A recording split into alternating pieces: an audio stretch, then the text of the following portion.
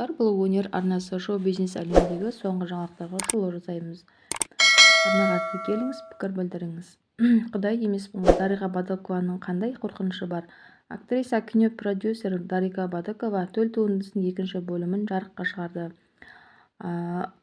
Медиа тұлғалардың басқосуына айналған «Таптым-ау сені» екі фильмнің тұсаукесерінде уайымы жайлы айтып берді. Дарига Бадыкова «Таптым-ау сені» екі фильміне біріншісіне қарағанда аз ақша жұмсалатынын айтты. десе де сценарийге ерекше мән берілген. Оның сөзінше, бұл фильмде сценаристер әр әзілге терең үңіліп, ұзақ жұмыс жасаған. Екіншінің жүгі ауыр дейді ғой қазақ. Киноны көрсеңіздер, әр әзіл өміршең стильде жазылған, ешқайсысы арзан әзіл емес, күлкінің өзі күлу үшін болған жоқ. Егер түсінетін адам болса, оның астарын ұғып отырады. Көбі Олжастың өзінің импровизация деп ұғып қалды, бірақ әр әзіл сценаристердің идеясынан шыққан нәрсе. Тақырыпты, сценарийді өзім таңдадым, деді ол журналист сауалына берген жауабында. Сонымен қатар «Таптым-ау сені» екі фильмінен мен қатар Голливудтың «Моана» мультфильмі де екінші бөлімі көрерменге жол тартты. Қос туындының тұсаукесері қатар келуін Дариға Бадыкова қалай қабылдады? Кавказ халқын алсақ, олар өздерінің шығарған дүниесіне барады, түріктер де өздерін қолдайды.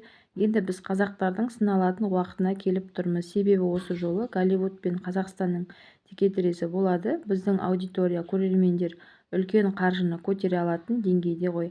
Сондықтан да бір Құдай біледі, мен Құдай емеспін ғой, деді ол. Ештеңені бұлай болады деп дөп басып айта алмаймын. Бәрі миллиард, 2 миллиард жинаймын деп айта алмаймын. Құдай абырой берсін. Әрине қорқыныш бар. Бұл ментальды комедия. Әр отбасында болып жатқан жағдайды картиналадық. Өзімнің арманым осы. Ұшақ ұшырып, парашют құлатқым келмейді.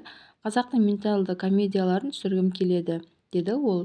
Дарига Бадыкова қазақстандық актриса, продюсер және әнші. Ол 1985 жылы 1 желтоқсанда Жамбыл облысы Мойынқұм ауылында дүниеге келген. Темірбек Жүргенов атындағы Қазақ ұлттық өнер академиясын музыкалық драма және режиссура мамандығы бойынша тәмамдаған. Өзінің актерлік мансабында театр сахнасынан бастап, кейін кино саласында саналды.